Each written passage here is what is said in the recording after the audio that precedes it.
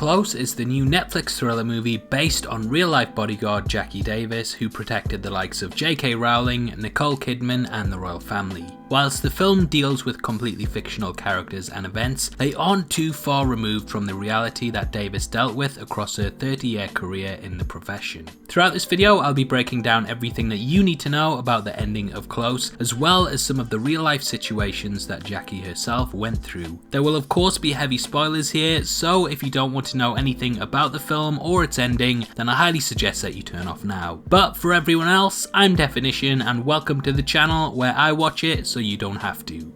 We follow Sam, a close protection officer, as she is tasked with guarding Zoe Tanner. Zoe is the heiress to a multinational corporation named Hassine Mining, and this throws her into blows with her stepmother Rima, whose family founded the company. In the absence of her father, Zoe is legally now the majority owner of Hassine, but wants very little to do with the running of the company or its dealings. Her father only left her the controlling shares in the hope that her and Rima would become closer in the wake of his death. Thus, Zoe is flown out to Casablanca and put into a state-of-the-art safe house, whilst Hassine Mining competes with a company called Zecon in an attempt to secure a contract for a large piece of land that is rich in phosphate. She is assigned Sam as a bodyguard, who is picked solely for the fact that she is a woman and that Zoe will not be able to sleep with her like she did with her predecessor. However, things go awry when the safe house is attacked by kidnappers who are attempting to secure a ransom for the girl. Zoe and Sam make it out of the situation as the sole survivors due to Sam's skill, and all seems like the worst may be behind them when they manage to make it to a police escort. This escort turns out to be a group of corrupt cops who too want the ransom on Zoe's head, and the duo only manage to make it out of the situation because Zoe murders a policeman. This immediately makes her a fugitive and liquidates her shares,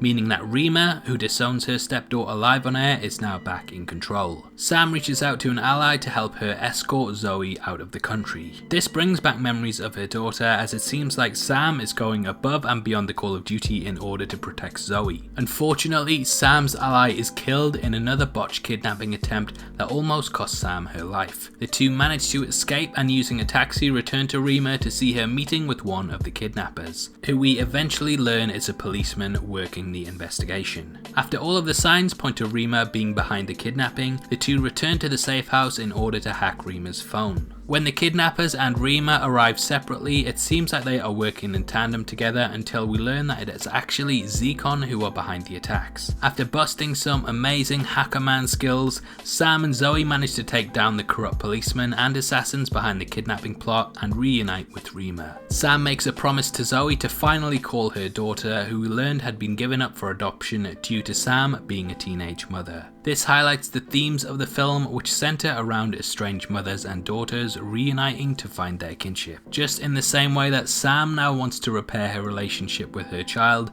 Rima and Zoe too want to rebuild theirs. It's a touching motif that highlights just how much those we don't think care actually do. Even though both Sam and Rima were strict on Zoe, which led her to believe that they disliked her, she realizes that it was in fact for her own good in order to keep her safe. Sam realizes that her daughter will not be in danger because of her work any longer, and returns to civilization with the hope that they may once again find each other.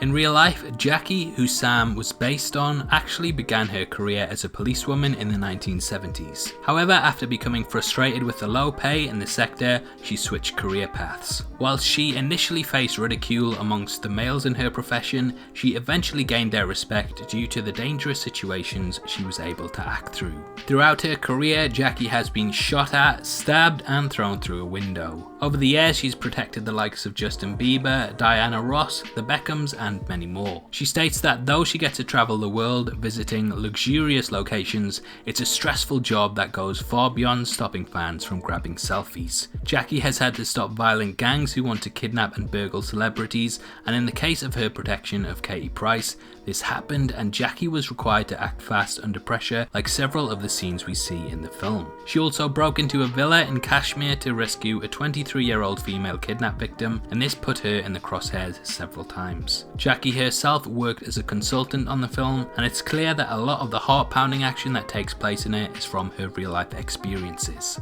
So, what did you think of Close and what did you take from its ending? Comment below and let me know, and if you enjoyed this video then please like it and make sure you check out my breakdown of this week's other big Netflix release, The Punisher, which will be linked at the end. This is a channel for people who are mad into movies, so if that's the kind of thing you like, hit subscribe. Thanks again for taking the time to watch this. I've been Definition, you've been the best, and I'll see you next time. Take care, peace.